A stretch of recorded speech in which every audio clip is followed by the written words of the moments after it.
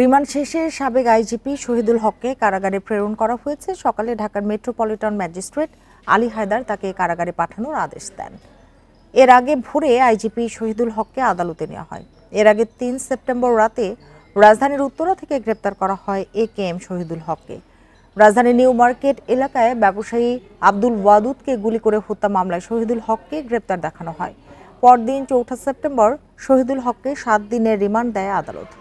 এদিকে আজ আরেক সাবেক আইজিপি আব্দুল্লাহ আল মামুন ও ঢাকা জেলা পুলিশের অতিরিক্ত পুলিশ সুপার আব্দুল্লাহ হিল কাফিকেও রিমান্ড শেষে আদালতে নেওয়ার কথা রয়েছে।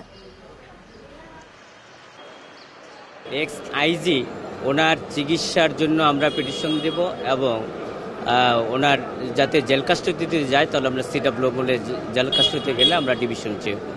কিন্তু আমরা অপেক্ষা করার পরও আমরা বিজ্ঞ আদালতে আসামিকে ওঠানো হয় নাই এবং আমরা যে সমস্ত প্রসিডিং আমরা প্রস্তুত ছিলাম সেগুলি আমরা প্রসিডিংগুলি সম্পূর্ণ ফলো করতে পারি নাই।